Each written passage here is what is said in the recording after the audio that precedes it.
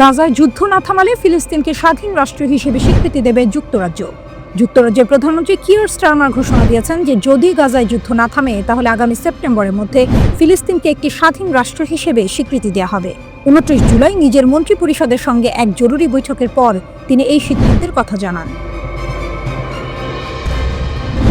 British প্রধানমন্ত্রী বলেন, Israeli সরকার যদি গাজার ভয়াবহ পরিস্থিতি নিরসনে কার্যকর পদক্ষেপ না নেয় এবং নির্দিষ্ট কিছু শর্ত পূরণ না করে, যার মধ্যে যুদ্ধবিরতি ও দীর্ঘমেয়াদী শান্তি প্রক্রিয়ার প্রতি অঙ্গীকার অন্তর্ভুক্ত, তাহলে এই স্বীকৃতি কার্যকর হবে।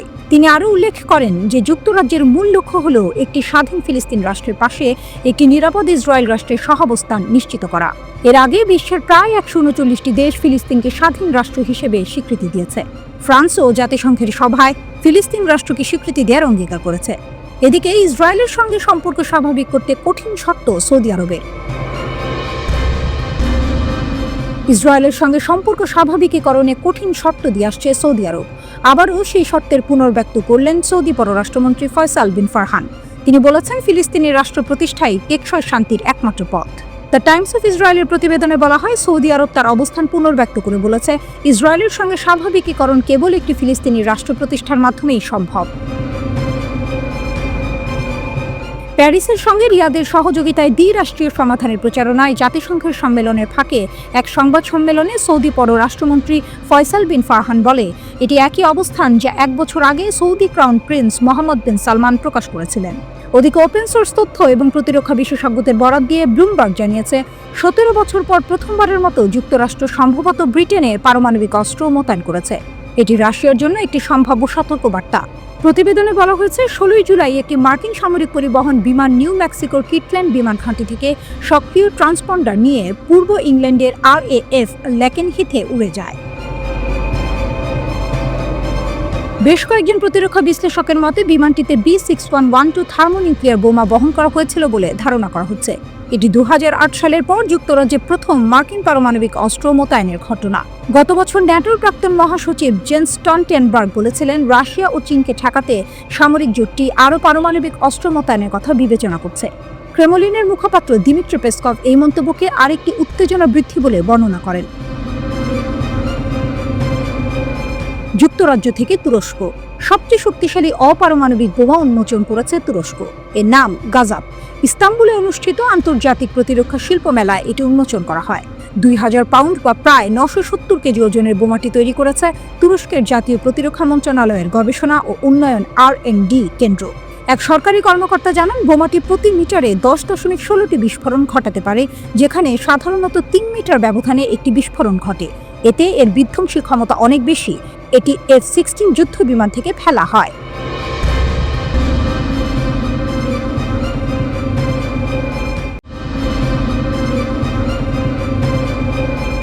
নেতানিয়াহুর যুদ্ধের আসল মূল্য। গাজার পাশাপাশি ইসরায়েলি সেনারাও কি শেষ হচ্ছে না? যখন নেতানিয়াহু গাজা যুদ্ধ চালিয়ে যাওয়ার অঙ্গীকার করছেন, তখন ইসরায়েলের ভেতরেই এক ভয়াবহ নীরব সংকট দানা বাঁধছে। এই যুদ্ধ শুধু গাজার মানুষের জীবন কেড়ে নিচ্ছে না, এটি ইসরায়েলের সামরিক বাহিনী IDF এর মেরুদণ্ড ভেঙে দিচ্ছে। প্রশ্ন উঠেছে, নেতানিয়াহুর এই যুদ্ধ কি কেবল গাজাবাসীকে নয়, ইসরায়েলের নিজেদের সেনাদেরও মেরে ফেলছে? ইসরায়েলের অদৃশ্য গণহত্যা, হাজার হাজার সেনার মানসিক পতন, ইসরায়েলের যুদ্ধযন্ত্র যেন নিজেই নিজেকে গ্রাস করছে। ইয়েদিয়ত আহরোনথের এক উদ্বেগজনক প্রতিবেদন অনুযায়ী 2023 সালের অক্টোবর থেকে এখন পর্যন্ত 10,000-এরও বেশি ইসরায়েলি সেনা post traumatic stress disorder PTSD এর লক্ষণ দেখাচ্ছেন। এর মধ্যে অন্তত 2769 জনকে আনুষ্ঠানিকভাবে PTSD রোগী হিসেবে চিহ্নিত করা হয়েছে। শুধু তাই নয়, এই যুদ্ধের ভয়াবহ মানসিক প্রভাবে 12,000-এরও বেশি সেনা ইতিমধ্যে চাকরি ছেড়ে দিয়েছেন। ইসরায়েলের প্রতিরক্ষা মন্ত্রণালয়ের এক সূত্র ইদিওতকে জানিয়েছে, এই সেনারা শুধু সামরিক জীবনই নয়, স্বাভাবিক বেসামরিক জীবনেও কাজ করার ক্ষমতা হারিয়ে ফেলছেন। যুদ্ধ শুরু হওয়ার পর থেকে সেনাবাহিনী ও নিরাপত্তা বাহিনীর প্রায় 12,500 নতুন আহত সেনা পুনর্বাসন কেন্দ্রে যোগ দিয়েছেন। এই সংখ্যা সেই হাজার হাজার সেনার বাইরে যারা আগে থেকেই মানসিক স্বাস্থ্য চিকিৎসা নিচ্ছেন। অর্থাৎ পরিস্থিতি কতটা গুরুতর তা সহজে অনুমেয়। 2026-এর মধ্যে 1 লাখ সেনা আহত ও অক্ষম হওয়ার আশঙ্কা। ইসরায়েলের প্রতিরক্ষা মন্ত্রণালয় যে পূর্বাভাস দিয়েছে তা রীতিমতো ভয়ঙ্কর। তাদের অনুমান 2026 সালের মাঝামাঝি নাগাদ 1 লক্ষ ইসরায়েলি সেনা আহত বা অক্ষম হয়ে পড়বেন। এর মধ্যে অর্ধেকেরও বেশি মানসিক সমস্যায় ভুগবেন বলে ধারণা করা হচ্ছে। প্রতিবেদনে স্পষ্ট করে সতর্ক করা হয়েছে, যুদ্ধ শেষ হওয়ার পর এই সংখ্যা কেবল বাড়বে। বিশেষজ্ঞরা বলছেন, যুদ্ধের ময়দানে সেনারা এক ধরনের মানসিক অনাক্রম্যতা উপভোগ করেন, কিন্তু বিপদটা আসে পরে। স্বাভাবিক জীবনে ফিরে আসার পর ভয়ঙ্কর স্মৃতিগুলো মাথা চাড়া দিয়ে ওঠে। প্রতিবেদনে জোর দিয়ে বলা হয়েছে, এই বিলম্বিত ট্রমা বা আঘাতের ফলে যুদ্ধ পরবর্তী সময়ে মারাত্মক সংকট তৈরি হয়, এমনকি যুদ্ধের বছরখানেক পরও এর প্রভাব দেখা যায়। সবচেয়ে মর্মান্তিক খবরটি হলো, আইডিএফ নিজেই নিশ্চিত করেছে যে গত 14 জুলাই মাত্র 10 দিনে 3 জন ইসরায়েলি সেনা আত্মহত্যা করেছেন। চ্যানেল 12-এর খবর অনুযায়ী 14 জুলাই নাহাল ব্রিগেডের একজন সেনা নিজের জীবন কেড়ে নেন। 10 জুলাই গাজা থেকে ফিরে আসা একজন গোলানি সেনা সদে তেইমান ঘাঁটিতে আত্মহত্যা করেন। ইসরায়েল হায়ুন জানিয়েছে, 2024 সালেই এই পর্যন্ত 21 জন সেনা আত্মহত্যা করেছেন। আর হারেজ এর তথ্য অনুযায়ী 2023 সালে গাজা যুদ্ধ শুরু হওয়ার পর থেকে যুদ্ধ সম্পর্কিত আত্মহত্যার সংখ্যা বেড়ে দাঁড়িয়েছে 42 জনে। এই পরিসংখ্যানগুলো কি ইসরায়েলি সমাজের প্রতি এক ভয়াবহ ইঙ্গিত দিচ্ছে? নেতানিয়াহু যখন যুদ্ধের ধারাবাহিকতা রক্ষার প্রতিশ্রুতি দিচ্ছেন, তখন তার নিজের সেনাবাহিনীর ভেতরেই এক অদৃশ্য ক্ষয় চলছে।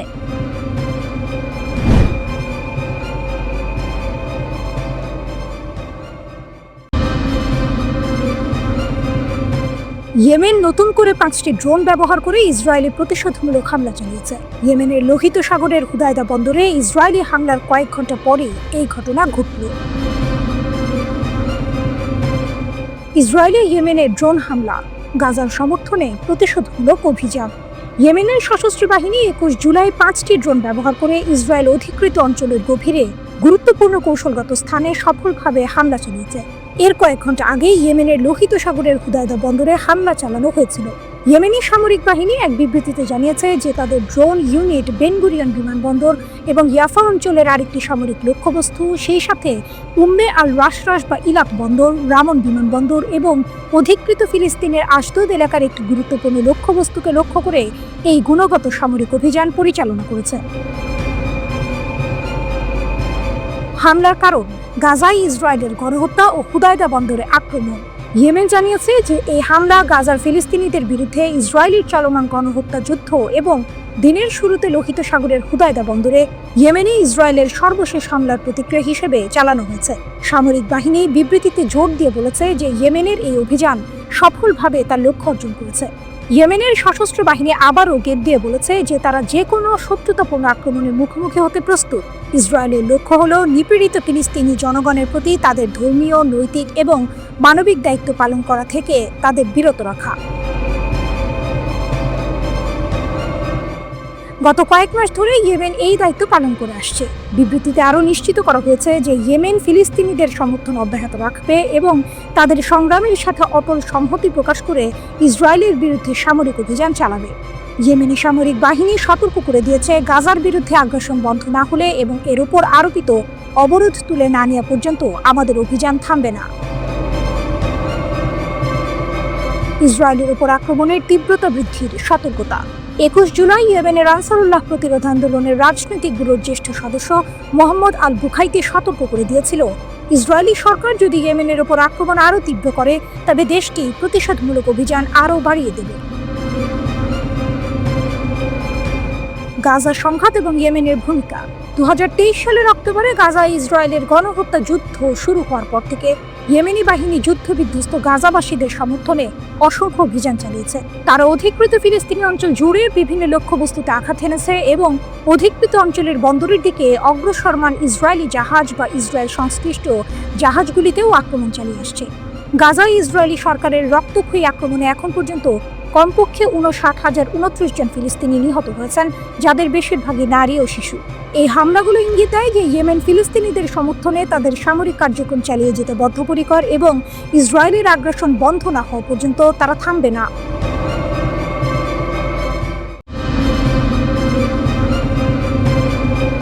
যুদ্ধ, ক্ষমতার টানাপোড়েন আর গোপন কূটনীতির এই সময়ে মস্কোর বুকে ঘটল এক নাটকীয় মোড়, যা হয়তো বদলে দিতে পারে বিশ্ব রাজনীতির গতিপথ। ইরান ও রাশিয়া দুই নায়ক, যারা নিজেদের অস্তিত্বের লড়াইয়ে অবিচল, এক নতুন অধ্যায়ের সূচনা করলেন। মস্কোর মঞ্চে দুই নায়ক, প্রতিরক্ষা সহযোগিতার নতুন সমীকরণ। 21 জুলাই মস্কোর সুরক্ষিত কক্ষগুলোতে এক ঐতিহাসিক বৈঠক অনুষ্ঠিত হলো, যেখানে রাশিয়া এবং ইরানের প্রতিরক্ষা মন্ত্রীরা সামরিক সহযোগিতার এক নতুন দিগন্ত উন্মোচন করলেন। এই দুই রাষ্ট্র, যারা পশ্চিমা শক্তির কঠোর নিষেধাজ্ঞার মুখেও নিজেদের অবস্থান ধরে রেখেছে, এবার আরও দৃঢ়ভাবে কাঁধে কাঁধ মেলালো। রাশিয়ার প্রতিরক্ষা মন্ত্রী আন্দ্রেই বেলাজভ এবং ইরানের প্রতিরক্ষা মন্ত্রী আজিজ নাসিরজাদে এর এই বৈঠক ছিল দুই দেশের মধ্যে কৌশলগত সম্পর্ক আরও গভীর করার চলমান প্রচেষ্টার অংশ।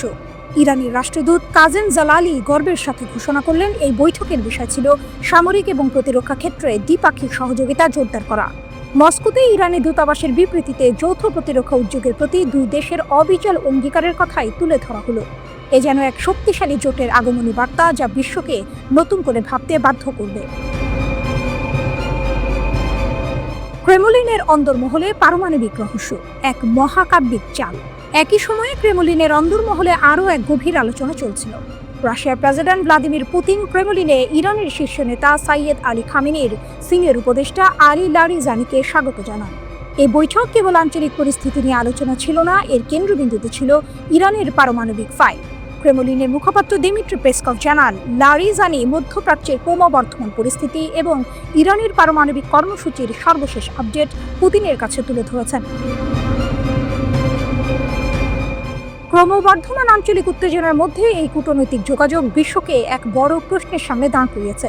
রাশিয়া কি কেবল স্থিতিশীলতা চাইছে, নাকি ইরানের পারমাণবিক সক্ষমতাকে আরও শক্তিশালী করার পেছনে তার কোনো উদ্দেশ্য রয়েছে?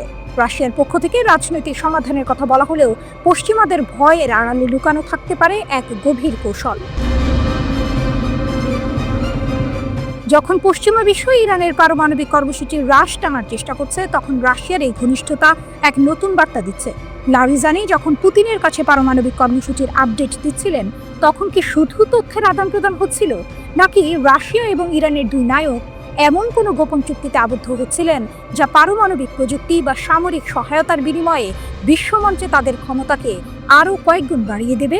এই বৈঠকগুলো কি কেবল কূটনৈতিক প্রথা মেনে চলা আনুষ্ঠানিকতা ছিল, নাকি এটি ছিল পশ্চিমা বিশ্বের ওপর চাপ সৃষ্টির এক মহাকাব্যিক চাল?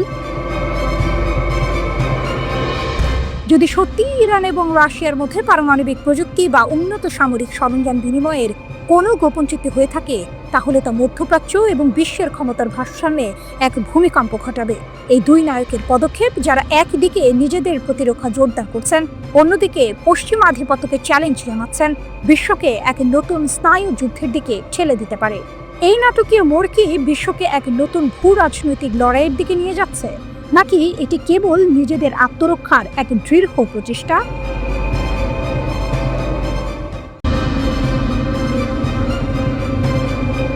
কাস্পিয়ানের বুকে রণতরীর গর্জন, এক যৌথ মহড়ার আড়ালে লুকানো বার্তা। কাস্পিয়ান সাগরের শান্ত জলরাশি হঠাৎই অশান্ত হয়ে উঠেছে। দিগন্তে ঘনিয়ে আসছে মেঘ, আর সেই মেঘের আড়াল থেকে ভেসে আসছে রণতরীর গর্জন। এ কোনো সাধারণ সামরিক মহড়া নয়, এজন্য এক ভূ রাজনৈতিক দাবা খেলার নতুন চাল, যেখানে পুতিন আর খামেনি এক টেবিলে বসেছেন, আর তাদের প্রতিপক্ষ হিসেবে চোখের সামনে ভেসে উঠেছে ইসরায়েল ও যুক্তরাষ্ট্রের তীক্ষ্ণ দৃষ্টি। একসাথে নিরাপদ ও সুরক্ষিত কাস্পিয়ান সাগরের জন্য লুকিয়ে আছে এক গভীর বার্তা, এক নীরব যুদ্ধ ঘোষণার ইঙ্গিত নয় কি?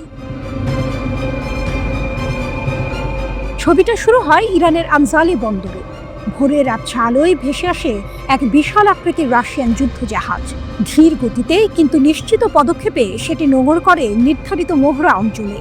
জাহাজের গা থেকে ঠিকরে পড়ছে ভোরের সূর্যের আলো, আর তার উপস্থিতি জানান দিচ্ছে এক নতুন অধ্যায়ের সূচনা।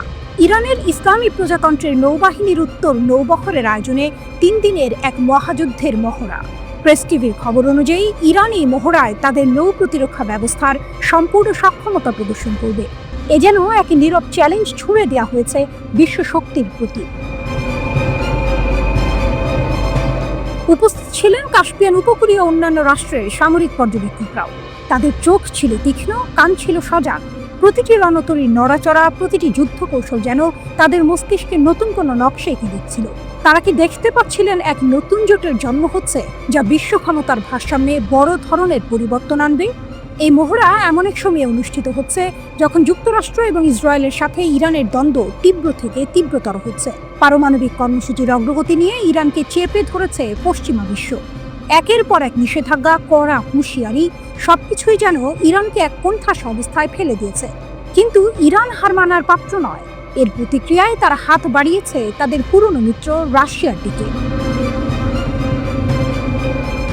মস্কোতে ঘটে যাওয়া একটি আকস্মিক বৈঠক যেন এই নাটকের কেন্দ্রবিন্দুতে পরিণত হয়েছে।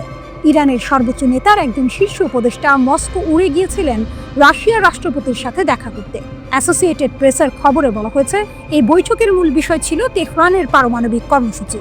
এই হঠাৎ করে ঘটে যাওয়া বৈঠকটি যেন এক শীতল যুদ্ধের আভাস দিচ্ছিল, যেখানে পুরনো বন্ধুত্বের সুতো ধরে নতুন করে জোট বাঁধা হচ্ছে। এই বৈঠকটি কেবল পারমাণবিক কর্মসূচি নিয়ে আলোচনার জন্য ছিল, নাকি এর আড়ালে লুকিয়ে ছিল আরো বড় কোনো পরিকল্পনা?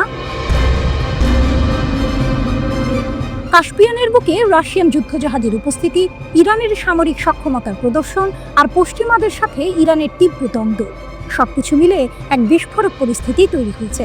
এই মহড়া কি কেবল সামরিক শক্তি প্রদর্শনের একটি ধাপ, নাকি এটি ইসরায়েল ও যুক্তরাষ্ট্রের প্রতি এক নীরব সতর্কবার্তা?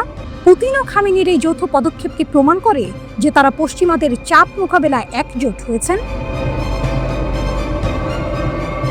প্রশ্ন হলো, এই সামরিক মহড়া কি মধ্যপ্রাচ্যে নতুন কোনো সংঘাতের জন্ম দেবে, নাকি এটি কেবল একটি কূটনৈতিক চাল যা ইরানকে পারমাণবিক কর্মসূচিতে আরও বেশি স্বাধীনতা দেবে? কাস্পিয়ান সাগরের বুকে রণতরীর এই গর্জন কি শুধুই একটি শব্দ, নাকি এটি আসন্ন এক ঝড়ের পূর্বাভাস? এই মহড়ার পর বিশ্ব রাজনীতি কোন দিকে মোড় নেবে তা জানতে হলে আমাদের চোখ রাখতে হবে কাস্পিয়ানের জলরাশির দিকে, যেখানে ক্ষমতার এক নতুন খেলা শুরু হয়েছে।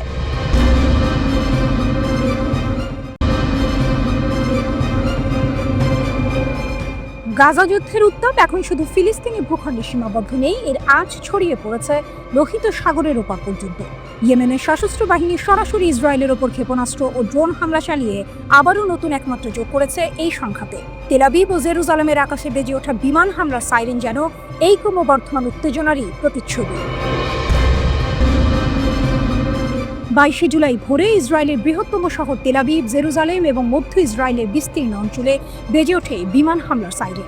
আতঙ্ক ছড়িয়ে পড়ে সাধারণ মানুষের মধ্যে। মানুষ ছুটে যায় নিরাপদ আশ্রয়ের খোঁজে। ইসরায়েলের সামরিক বাহিনী আইডিএফ দ্রুত জানিয়েছে, ইয়েমেন থেকে ছোড়া একটি ব্যালিস্টিক ক্ষেপণাস্ত্রকে তাদের বিমান প্রতিরক্ষা ব্যবস্থা সফলভাবে প্রতিহত করেছে। আইডিএফের বিবৃতি ছিল সংক্ষিপ্ত কিন্তু স্পষ্ট। প্রোটোকল অনুসারে সতর্কতা সক্রিয় করা হয়েছিল এবং ক্ষেপণাস্ত্রটি ইয়েমেন থেকে ছোড়া হয়েছিল এবং সফলভাবে বাধা দেওয়া হয়েছিল। আপাতদৃষ্টিতে মনে হতে পারে এটি একটি নিয়মিত ঘটনা, কিন্তু এর পেছনের প্রেক্ষাপট অনেকটাই ভিন্ন। এই হামলার পরপরই ইয়েমেনি সশস্ত্র বাহিনী এর দায় স্বীকার করে জানিয়েছে, ইসরায়েলি হামলার প্রতিশোধ হিসেবেই তারা তেল আবিবের গুরুত্বপূর্ণ বেন গুরিয়ন বিমানবন্দরকে লক্ষ্য করে এই হামলা চালিয়েছে। যদিও এই হামলায় তাৎক্ষণিকভাবে কোনো হতাহত বা বড় ধরনের ক্ষয়ক্ষতির খবর পাওয়া যায়নি, তবে বেন গুরিয়ন বিমানবন্দরের কার্যক্রম সাময়িকভাবে ব্যাহত হয়, যা টাইমস অফ ইসরায়েলের প্রতিবেদনেও নিশ্চিত করা হয়েছে। পরে অবশ্য বিমানবন্দর পুনরায় চালু হয়। প্রতিশোধের আগুন হুদাইদা থেকে তেল আবিব পর্যন্ত ইয়েমেনি সশস্ত্র বাহিনীর এই ক্ষেপণাস্ত্র হামলা কোনো বিচ্ছিন্ন ঘটনা নয়। এর ঠিক 24 ঘন্টা আগে 21শে জুলাই ইসরায়েলি বিমান বাহিনী ইয়েমেনের হুদাইদা বন্দরে ড্রোন হামলা চালিয়েছিল। ইসরায়েল দাবি করে এই হামলায় ইয়েমেনি সশস্ত্র বাহিনীর সামরিক অবকাঠামো লক্ষ্য করা হয়েছে এবং তারা পূর্ববর্তী আইডিএফ হামলায় ক্ষতিগ্রস্ত স্থানগুলো পুনর্নির্মাণের চেষ্টা করছিল। অর্থাৎ ইসরায়েল ইয়েমেনের সশস্ত্র বাহিনীর সামরিক সক্ষমতা কমাতে চেয়েছিল, কিন্তু এর ফল হয়েছে উল্টো। ইসরায়েলি হামলার জবাব দিতে হুথিরা 24 ঘন্টারও কম সময়ে দূরপাল্লার ক্ষেপণাস্ত্র এবং একাধিক ড্রোন হামলা চালায় ইসরায়েলের উপর। প্রতিবেদন অনুযায়ী এই ক্ষেপণাস্ত্রগুলো 1800 কিলোমিটার দূর থেকে নিক্ষেপ করা হয়েছিল, যা ইসরায়েলের অধিকাংশ অঞ্চলে সাইরেন বাজাতে বাধ্য করে। 21শে জুলাইও ইসরায়েলি আকাশসীমায় প্রবেশের আগে ইয়েমেনি ড্রোনগুলোকে বাধা দেওয়া হয়েছিল বলে ইসরায়েল জানায়। টাইমস অফ ইসরায়েলের তথ্য অনুযায়ী 18ই মার্চ থেকে ইয়েমেনি সশস্ত্র বাহিনী ইসরায়েলের 63টি ব্যালিস্টিক ক্ষেপণাস্ত্র নিক্ষেপ করেছে। এই সংখ্যাটি কেবল একটি পরিসংখ্যান নয়, এটি মধ্যপ্রাচ্যে ক্ষমতার নতুন সমীকরণের ইঙ্গিত। ইয়েমেনিরা খোলাখুলিভাবে ঘোষণা করেছে যে গাজায় চলমান যুদ্ধের সমর্থনে তারা এই হামলা চালাচ্ছে এবং যুদ্ধ শেষ না হওয়া পর্যন্ত তাদের হামলা অব্যাহত থাকবে। ইয়েমেনের এই গোষ্ঠী ইরান সমর্থিত এবং ইসরায়েল ও যুক্তরাষ্ট্রের সঙ্গে ইরানের ক্রমবর্ধমান উত্তেজনা এই হামলায় একটি নতুন মাত্রা যোগ করেছে।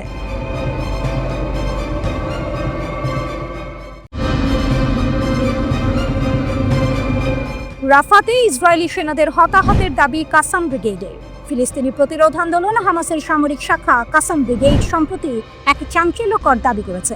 তাদের বিবৃতি অনুযায়ী দক্ষিণ গাজা উপত্যকার রাফার পূর্ব দিকে পরিচালিত বেশ কয়েকটি সামরিক অভিযানে কমপক্ষে 25 জন ইসরায়েলি সৈন্য নিহত বা আহত হয়েছে। এই ঘটনাগুলো সাম্প্রতিক দিনগুলিতে ঘটেছে বলে তারা জানিয়েছে। কাসাম ব্রিগেড একটি বিস্তারিত বিবৃতি প্রকাশ করে জানায় যে তাদের যোদ্ধারা 22 জুলাই রাফার পূর্ব দিকের মাশরু জংশন এলাকায় একটি সামরিক অভিযান পরিচালনা করেছে। এই অভিযানে 7 জন ইসরায়েলি সৈন্যের একটি ইউনিটকে লক্ষ্যবস্তু করা হয় কর্মী বিরোধী বিস্ফোরক ডিভাইস ব্যবহার করে। কাসাম ব্রিগেডের দাবি, এই বিস্ফোরণের ফলে ইসরায়েলি সৈন্যদের মধ্যে হতাহতের ঘটনা ঘটে। বিবৃতিতে আরও বলা হয়েছে যে এই হতাহতদের সরিয়ে নেওয়ার জন্য ইসরায়েলি হেলিকপ্টার মোতায়েন করা হয়েছিল। একই এলাকায় কাসাম যোদ্ধারা এর একদিন আগে অর্থাৎ সোমবার আরও একটি সফল অভিযান চালিয়েছে বলে দাবি করেছে। সেই অভিযানে 10 জন সৈন্যের একটি ইসরায়েলি বাহিনী যখন একটি নির্দিষ্ট স্থানে হামলা চালায় তখন একটি বোমা আটকে পড়া বাড়িতে বিস্ফোরণ ঘটানো হয়। এই হামলায় 10 জন সৈন্য হতাহত হয় বলে কাসাম ব্রিগেড জানিয়েছে। এই হামলার পরেও ইসরায়েলি হেলিকপ্টার ব্যবহার করে হতাহতদের সরিয়ে নেওয়া হয়েছিল বলে বিবৃতিতে উল্লেখ করা হয়েছে। কাসাম ব্রিগেড আরও জানিয়েছে যে গত 17 জুলাই রাফার পূর্বে আল জানিনা পাড়ার দেইর ইয়াসিন জংশনের কাছে আরেকটি অভিযান চালানো হয়। এই অভিযানে 8 জন সৈন্য নিয়ে গঠিত একটি ইসরায়েলি ইঞ্জিনিয়ারিং ইউনিটকে লক্ষ্যবস্তু করা হয়। 2টি কর্মী বিরোধী বিস্ফোরক ডিভাইস ব্যবহার করে চালানো এই হামলায় ইসরায়েলি সৈন্যদের মধ্যে মৃত্যু ও আহত হওয়ার ঘটনা ঘটেছে বলে কাসামের দাবি। জুলাই মাসের মাঝামাঝি সময়ে কাসাম ব্রিগেড আরও একটি অভিযানের কথা জানিয়েছে। তাদের মতে প্রতিরোধী যোদ্ধারা রাফার পূর্বে শাওকা এলাকায় বাড়িতে ইসরায়েলি সেনাদের প্রলুব্ধ করে। সেনারা ওই বাড়িতে প্রবেশ করার সাথে সাথেই বিস্ফোরণ ঘটানো হয়, যার ফলে ইসরায়েলি সেনাদের মধ্যে হতাহতের ঘটনা ঘটে। এছাড়াও কাসাম ব্রিগেড 12 জুলাইয়ের একটি অভিযানের বিবরণ দিয়েছে। এই অভিযানে দক্ষিণাঞ্চলীয় খান ইউনিসেফ শহরের উত্তরে একটি সাঁজোয়া কর্মী বাহককে অত্যন্ত বিস্ফোরক ডিভাইস ব্যবহার করে বিস্ফোরণ ঘটানো হয়। এই বিস্ফোরণের ফলে অনির্দিষ্ট সংখ্যক সৈন্য নিহত ও আহত হয়েছে বলে কাসাম ব্রিগেড দাবি করেছে। কাসাম ব্রিগেড তাদের এই অভিযানগুলোর ভিডিও ফুটেজ প্রকাশ করেছে। এই ভিডিওতে উপরোক্ত অভিযানগুলোর পাশাপাশি ইয়াসিন 105 শেল দিয়ে একটি মেরকাবা ট্যাঙ্ককে লক্ষ্য করে হামলা চালানোর দৃশ্য দেখানো হয়েছে। ফুটেজে দেখা গেছে উত্তর গাজার জাবালিয়া শরণার্থী শিবিরে ইসরায়েলি সামরিক যানবাহনের খুব কাছ থেকে বিস্ফোরণ ঘটানো হয়েছে।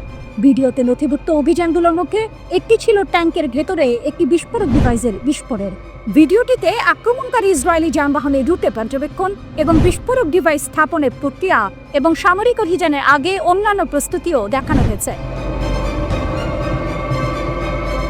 গাজার স্বাস্থ্য মন্ত্রণালয়ের অনুমান অনুসারে 2023 সালের অক্টোবর থেকে ইসরায়েল গাজায় কমপক্ষে 59,219 জন ফিলিস্তিনিকে হত্যা করেছে, যাদের বেশিরভাগই নারী ও শিশু। এই পরিসংখ্যান চলমান সংঘাতের ভয়াবহতা তুলে ধরে।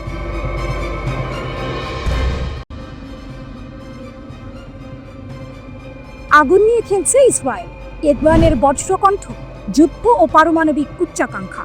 ইরানের প্রেসিডেন্ট মাসুদ পেজেশকিয়ানের কণ্ঠে যেন প্রতিধ্বনিত হলো সমগ্র জাতির অদম্য সংকল্প, ইসরায়েল যদি ফের যুদ্ধের আগুন জ্বালায় তবে ইরান পেস্তে, সম্পূর্ণ পেস্তে। প্রেসিডেন্ট পেজেশকিয়ান শান্ত কিন্তু দৃঢ় কণ্ঠে বলেছেন, ইসরায়েলের যে কোনো নতুন সামরিক পদক্ষেপের মোকাবিলায় আমরা সম্পূর্ণ প্রস্তুত এবং আমাদের সশস্ত্র বাহিনী আবারও ইসরায়েলের ভেতরে গভীরভাবে আঘাত হানার সক্ষমতা রাখে। পশ্চিমারা যখন ইরানের চলমান পারমাণবিক উচ্চাকাঙ্ক্ষার সমাধান খুঁজছে, তখনই পেজেশকিয়ানের এই মন্তব্য যেন এক নতুন বার্তা দেয়। কারণ আন্তর্জাতিক বিভিন্ন প্রতিবেদনে বলা হয়েছে, যুক্তরাষ্ট্রের চালানো হামলায় ইরানের পারমাণবিক স্থাপনাগুলোর বাস্তব ক্ষয়ক্ষতি ওয়াশিংটনের দাবির তুলনায় ছিল অনেকটাই সীমিত। ইরান যেন এক অদম্য ফিনিক্স পাখির মতো ছাই থেকে উঠে এসে আরও শক্তিশালী হয়ে উঠছে। প্রেসিডেন্ট পেজেশকিয়ান 12 দিনের সংঘাতের পর কার্যকর হওয়া যুদ্ধবিরতির ওপর ইরানের কোনো আস্থা নেই। আমরা এই ব্যাপারে খুব একটা আশাবাদী নই। এসব কারণে আমরা যে কোনো সম্ভাব্য পরিস্থিতি ও প্রতিক্রিয়ার জন্য প্রস্তুতি নিয়ে রেখেছি। ইসরায়েল আমাদের ক্ষতি করেছে, আমরাও তাদের ক্ষতি করেছি। তারা আমাদের ওপর শক্তিশালী হামলা চালিয়েছে, আমরাও তাদের গভীরে শক্তভাবে আঘাত হেনেছি। তবে তারা নিজেদের ক্ষয়ক্ষতি গোপন করছে। এই হলো সেই মোচন। ইসরায়েল নিজেদের ক্ষয়ক্ষতি বিকিয়ে রাখছে, এই দাবি যেন ইরানের শক্তির এক নীরব ঘোষণা। তারা কেবল প্রতিরোধী করেনি, পাল্টা আঘাত হেনেছে, যার গভীরতা ইসরায়েল প্রকাশ করতে সাহস পাচ্ছে না। আন্তর্জাতিক বিরোধিতা সত্ত্বেও ইরান তার ইউরেনিয়াম সমৃদ্ধকরণ কর্মসূচি অব্যাহত রাখতে বলে জানিয়েছেন প্রেসিডেন্ট পেজেশকিয়ান। তিনি স্পষ্ট করে দিয়েছেন, ইরানের পারমাণবিক সক্ষমতা উন্নয়নের এই কার্যক্রম আন্তর্জাতিক আইনের কাঠামোর মধ্যেই পরিচালিত হবে। প্রেসিডেন্ট পেজেশকিয়ান বলেছেন, ট্রাম্প বলেছেন ইরানের কাছে পারমাণবিক অস্ত্র থাকা উচিত নয় এবং আমরা এই বিষয়টি মেনে নিচ্ছি, কারণ আমরা পারমাণবিক অস্ত্র স্পষ্টভাবে প্রত্যাখ্যান করি। এটি আমাদের রাজনৈতিক, ধর্মীয়, মানবিক ও কৌশলগত অবস্থা। ইরান কূটনীতিতে বিশ্বাসী, কিন্তু হুমকি বা জোর জবরদস্তি মেনে নেবে না। পেজেশকিয়ান আরও বলেন, আমাদের পারমাণবিক কর্মসূচি শেষ হয়ে গেছে বলে ট্রাম্প যে দাবি করেছেন তা একটি ভুল ধারণা মাত্র। এই মন্তব্য যেন বিশ্বকে এক কঠিন বার্তা দিলে ইরান তার নিজস্ব পথে অবিচল, কারো হুমকিতে তারা পিছু হটবে না। ইসরায়েল সহ প্রায় সবার একটা ধারণা ছিল তাদের ক্ষেপণাস্ত্র প্রতিরক্ষা ব্যবস্থা আয়রন ডোম ভেদ করার ক্ষমতা কোনো মিসাইলের নেই, ফলে এটিকে তারা বলতো ঈশ্বরের দেয়া। এর পাশাপাশি তাদের রয়েছে ডেভিড স্লিং, দ্য অ্যারো এবং যুক্তরাষ্ট্রের তৈরি থাট। এছাড়া জর্ডান এবং লোহিত সাগরে মার্কিন বাহিনীর আকাশ প্রতিরক্ষা ব্যবস্থা তাদেরকে বাড়তি নিরাপত্তা নিশ্চয়তা দিয়েছিল। ইরান তার পুরো প্রতিরক্ষা ব্যবস্থা গড়ে তুলেছে ইসরায়েলকে মাথায় রেখে। আজ হোক কাল হোক ইসরায়েলের সঙ্গে সামরিক সংঘাত বাঁধবে। এই ধরনের সামরিক রাজনৈতিক বোঝাপড়া এই প্রতিরক্ষা ডক্ট্রিনের মূল প্রতিপাদ্য।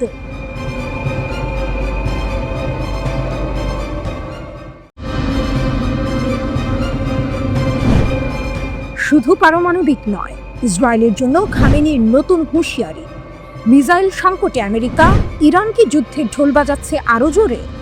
মধ্যপ্রাচ্যের আকাশ জুড়ে এখন কেবলই চাপা উত্তেজনা। একদিকে ইসরায়েল এবং যুক্তরাষ্ট্রের কঠোর হুঁশিয়ারি, অন্যদিকে ইরানও তার সামরিক সক্ষমতা বাড়ানোর ঘোষণা দিচ্ছে। এই টানটান পরিস্থিতির মাঝেই ইরানের সর্বোচ্চ নেতা আয়াতুল্লাহ আলী খামেনি ইসরায়েলের বিরুদ্ধে এক নতুন হুমকি দিয়েছেন। তার এই ঘোষণার সময়টি বিশেষভাবে তাৎপর্যপূর্ণ, কারণ ওয়াল স্ট্রিট জার্নাল সহ বিভিন্ন গণমাধ্যম দাবি করছে মার্কিন যুক্তরাষ্ট্রের ক্ষেপণাস্ত্র মজুদে নাকি মারাত্মক সংকট দেখা দিয়েছে। তাহলে কি ইরান এই দুর্বলতার সুযোগ নিয়ে যুদ্ধের দামামা আরও জোরে সোরে বাজাতে চাইছে? খামেনির অগ্নিঝরা ঘোষণা। 25শে জুলাই ইসরায়েলের 13ই জুনের হামলার 40 দিন উপলক্ষে এক বিবৃতিতে খামেনি তার কঠোর মনোভাব প্রকাশ করেন। এই হামলায় ইরানের বেশ কয়েকজন সামরিক কমান্ডার ও পারমাণবিক বিজ্ঞানী শহীদ হয়েছিলেন। খামেনি এই হামলাকে দুষ্ট ও অপরাধী ইহুদিবাদী শাসক গোষ্ঠীর কাজ বলে অভিহিত করেছেন। তার কথাই ছিল শোক, কিন্তু তার চেয়েও বেশি ছিল প্রতিজ্ঞা। তিনি বলেছেন, বোকা অদূরদর্শী শত্রু তার লক্ষ্য অর্জনে ব্যর্থ হয়েছে। এর চেয়েও বড় কথা, তিনি অঙ্গীকার করেছেন যে ভবিষ্যৎ দেখাবে যে আমাদের সামরিক এবং বৈজ্ঞানিক অগ্রগতি উভয় স্রষ্টার ইচ্ছায় আগের চেয়ে আরও বেশি গতিতে এগিয়ে যাবে। খামেনির এই দৃঢ় ঘোষণা ইঙ্গিত দিচ্ছে যে ইরান কেবল পারমাণবিক কর্মসূচিতেই নয়, সামগ্রিক সামরিক শক্তি বৃদ্ধিতেও মনোযোগ দেবে। তার মতে, ইরানের শত্রুরা ঠান্ডা লোহার উপর হাতুড়ি মারছে, তবে ইরান দিন দিন শক্তিশালী হয়ে উঠবে। এই বক্তব্যগুলি ইসরায়েল এবং যুক্তরাষ্ট্রের জন্য স্পষ্ট বার্তা, ইরানকে দমানো এত সহজ হবে না। ইসরায়েলের যুদ্ধের ইঙ্গিত এবং যুক্তরাষ্ট্রের দুর্বলতা। খামেনির এই মন্তব্যের ঠিক আগে ইসরায়েলের প্রতিরক্ষামন্ত্রী কাটস ইরানের সাথে যুদ্ধ পুনরারম্ভের ইঙ্গিত দিয়েছিলেন। জেরুজালেম পোস্ট অনুসারে তিনি বিমান শ্রেষ্ঠত্ব বজায় রাখার উপর জোর দিয়েছিলেন এবং ইরানকে পারমাণবিক শক্তি অর্জন থেকে বিরত রাখার পরিকল্পনা কার্যকর করার আহ্বান জানান। এমনকি মার্কিন প্রেসিডেন্ট ডোনাল্ড ট্রাম্প এবং ইসরায়েলের প্রধানমন্ত্রী বেনিয়ামিন নেতানিয়াহু বলেছিলেন যে ইরান যদি তাদের পারমাণবিক কর্মসূচি পুনরায় শুরু করে তবে তারা হামলা চালাবে। কিন্তু গল্পের টুইস্ট এখানেই। এইসব যুদ্ধংদেহী মনোভাবের মধ্যেই একটি চাঞ্চল্যকর তথ্য সামনে এসেছে। এক্সিওসের এক রিপোর্টে বলা হয়েছে, ইসরায়েল ইরান যুদ্ধের পর যুক্তরাষ্ট্র এবং ইসরায়েলের ক্ষেপণাস্ত্র বিরোধী ব্যবস্থা যেমন প্যাট্রিয়ট এবং থার্ড মজুদে মারাত্মক ঘাটতি দেখা দিয়েছে।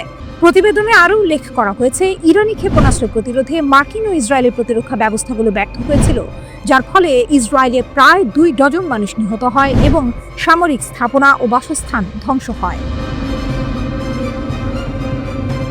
এই পরিস্থিতি মধ্যপ্রাচ্যের ক্ষমতার ভারসাম্যে এক নতুন সমীকরণ তৈরি করছে। একদিকে ইরান তার সামরিক এবং পারমাণবিক সক্ষমতা বাড়ানোর দৃঢ় সংকল্প দেখাচ্ছে, অন্যদিকে ইসরায়েল এবং যুক্তরাষ্ট্র তাদের সামরিক শক্তিতে একটি অপ্রত্যাশিত দুর্বলতার মুখোমুখি হচ্ছে। মার্কিন ক্ষেপণাস্ত্রের এই ঘাটতি কি ইরানকে আরও সাহসী করে তুলবে?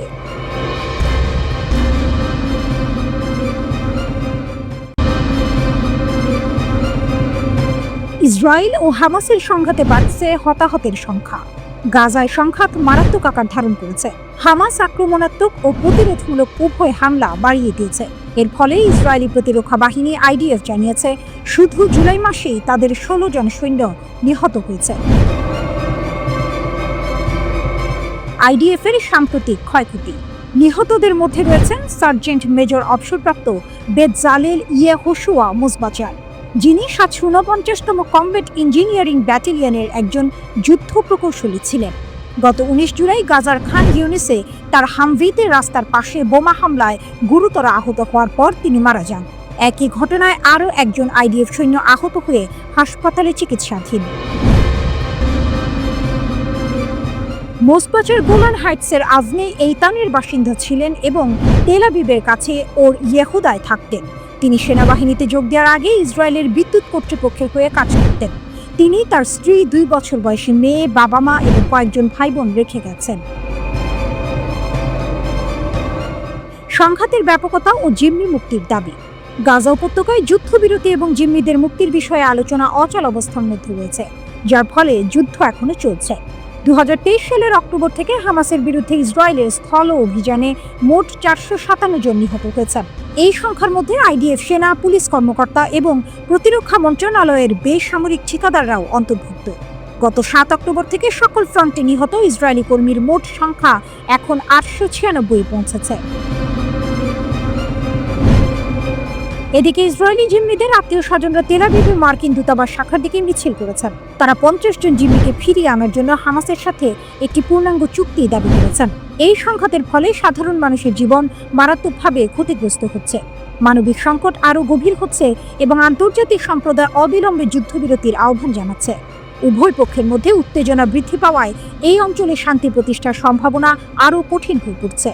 স্থানীয় সংবাদ মাধ্যমগুলো বলছে, পরিস্থিতি দ্রুত অবনতির দিকে যাচ্ছে এবং যদি জরুরি ভিত্তিতে কোনো সমাধান না আসে তবে হতাহতের সংখ্যা আরও বাড়তে পারে। এই সংঘাতের জেরে আঞ্চলিক স্থিতিশীলতাও হুমকির মুখে পড়ছে। আন্তর্জাতিক মহল উদ্বেগ প্রকাশ করে দ্রুত একটি শান্তিপূর্ণ সমাধানের আহ্বান জানাচ্ছে। গাজা উপত্যকার সব লক্ষ্য অর্জন এবং হামাসকে নির্মূল করতে তেল আবিব দৃঢ় প্রতিজ্ঞ বলে মন্তব্য করেছেন ইসরায়েলি প্রধানমন্ত্রী বেনিয়ামিন নেতানিয়াহু। নেগেভ মরুভূমিতে বিমান বাহিনী ঘাঁটি পরিদর্শনকালে এক ভিডিও ভাষণে তিনি বলেন, আমরা লড়াই চালিয়ে যাব যতক্ষণ না আমরা আমাদের সমস্ত যুদ্ধ লক্ষ্য অর্জন করি। সম্পূর্ণ বিজয় না হওয়া পর্যন্ত আমরা কাজ চালিয়ে যাব। আমরা হামাসকে নির্মূল করব। গত নভেম্বরে আন্তর্জাতিক অপরাধ আদালত গাজায় যুদ্ধাপরাধ এবং মানবতা বিরোধী অপরাধের জন্য নেতানিয়াহু ও তার সাবেক প্রতিরক্ষামন্ত্রী ইয়োভ গ্যালান্টের বিরুদ্ধে গ্রেপ্তারি পরোয়ানা জারি করে। উপত্যকা জুড়ে যুদ্ধের জন্য ইসরায়েল আন্তর্জাতিক বিচার আদালতে গণহত্যার মামলার মুখোমুখি।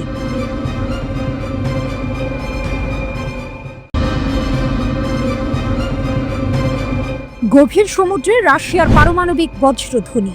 প্রশান্ত মহাসাগরের বরফ শীতল আর্কটিক থেকে বাল্টিক সাগরের অস্থির জলরাশি, এমনকি কাস্পিয়ান সাগরের শান্ত বুকেও এক অভূতপূর্ব সামরিক মহড়ায় গর্জে উঠেছে রাশিয়ার নৌশক্তি। বিশ্বজুড়ে ছড়িয়ে পড়ছে ভ্লাদিমির পুতিনের নতুন নৌকৌশলের পদধ্বনি, যা প্রথমবারের মতো উন্মোচন করা হয়েছে। কিন্তু এই বিশাল মহড়ার আসল উদ্দেশ্য কি? শুধুই কি সামরিক প্রস্তুতি, নাকি এর পেছনে লুকিয়ে আছে আরও গভীর কোনো পরিকল্পনা? রাশিয়ার নৌবাহিনী জুলাই স্টর্ম নামক এক বিশাল যুদ্ধ মহড়া শুরু করেছে। এই মহড়া নেতৃত্ব দিচ্ছেন অ্যাডমিরাল মোইসেয়েভ। এর আওতায় প্রশান্ত মহাসাগর, আর্কটিক, বাল্টিক এবং কাস্পিয়ান সাগরের অপারেশনাল জোনগুলোতেও একযোগে চলছে স্থল, সমুদ্র ও বিমান ইউনিটের সম্মিলিত প্রশিক্ষণ। মহড়ার দৃশ্যগুলো যেন হলিউডের অ্যাকশন সিনেমাকেও হার মানায়। আভাচা উপসাগরে অ্যান্টি সাবমেরিন জাহাজগুলো কামান দাগছে, আর কাস্পিয়ান সাগরে ক্ষেপণাস্ত্রবাহী জাহাজগুলো নিখুঁতভাবে লক্ষ্যবস্তু ধ্বংস করছে। মুরমানস্ক অঞ্চলে নর্দার্ন ফ্লিটের যুদ্ধ বিমানগুলো শত্রুর কাল্পনিক লক্ষ্যবস্তুতে বিমান হামলা চালাচ্ছে। এমনকি নৌবিমান বাহিনীকে দূরপাল্লার ড্রোন শনাক্ত ও ধ্বংস করার দায়িত্ব দেওয়া হয়েছে। হেলিকপ্টারগুলো উদ্ধার অভিযান এবং ডুবোজাহাজ বিরোধী কার্যক্রমে অংশ নিচ্ছে। কামচাটকা উপকূলের কাছে একটি মাল্টি রোল পারমাণবিক ডুবোজাহাজ শত্রুর উপস্থিতি অনুকরণ করে মহড়ায় অংশ নিচ্ছে, যেখানে রাশিয়ান জাহাজগুলো শত্রুপক্ষের ডুবোজাহাজ ট্র্যাক ও ধ্বংস করার অনুশীলন করছে। প্রতিরক্ষা মন্ত্রণালয় জানিয়েছে, এই মহড়ার মূল লক্ষ্য হল উন্নত সামুদ্রিক হুমকি মোকাবিলায় নিজেদের সক্ষমতা পরীক্ষা করা এবং বাস্তব পরিস্থিতিতে নৌবাহিনীর যুদ্ধ প্রস্তুতি যাচাই করা। প্রকাশিত ফুটেজে সরাসরি গোলাবর্ষণ এবং সমন্বিত হামলার কৌশল দেখা গেছে, যা রাশিয়ার সামরিক শক্তির এক ভয়ঙ্কর চিত্র তুলে ধরেছে। পুতিনের নতুন কৌশল শুধু প্রতিরক্ষা নাকি আক্রমণ? কিন্তু এখানেই আসে সেই মোচড়। পুতিন নতুন যে নৌকৌশল উন্মোচন করেছেন তা কি কেবল প্রতিরক্ষামূলক, নাকি এর আড়ালে রয়েছে বিশ্বের ক্ষমতা সমীকরণে এক নতুন ভারসাম্য তৈরির সুদূর প্রসারী পরিকল্পনা? এই বিশাল মহড়া এমন এক সময়ে হচ্ছে যখন বিশ্ব জুড়ে ভূ রাজনৈতিক উত্তেজনা তুঙ্গে। ইউক্রেন যুদ্ধের পর পশ্চিমা দেশগুলোর সঙ্গে রাশিয়ার সম্পর্ক তলানিতে। এমন পরিস্থিতিতে পারমাণবিক সক্ষমতা সম্পন্ন নৌবাহিনীর এই বিশাল মহড়া কেবল সামরিক বার্তা নয়, বরং একটি সুস্পষ্ট রাজনৈতিক বার্তাও বটে। এটি ইঙ্গিত দেয় যে রাশিয়া নিজেদের বৈশ্বিক প্রভাব পুনঃপ্রতিষ্ঠা করতে বদ্ধপরিকর। বিশেষ করে আর্কটিক অঞ্চলে রাশিয়ার ক্রমবর্ধমান সামরিক উপস্থিতি নতুন করে ভূ রাজনৈতিক বিতর্ক সৃষ্টি করেছে, যেখানে প্রাকৃতিক সম্পদ এবং নতুন নৌ রুটের নিয়ন্ত্রণ নিয়ে বিশ্ব জুড়ে প্রতিযোগিতা বাড়ছে। তাহলে কি জুলাই ঝড় শুধু একটি মহড়া নয়, বরং বিশ্বকে পুতিনের পারমাণবিক সক্ষমতা এবং নতুন আগ্রাসী নৌকৌশলের জানান দেওয়ার একটি প্রদর্শনী? এই মহড়া কি কেবল সমুদ্রের গভীরে সীমাবদ্ধ থাকবে, নাকি এর ঢেউ আন্তর্জাতিক রাজনীতিতেও বড় ধরনের পরিবর্তন আনবে? সেটাই এখন দেখার বিষয়।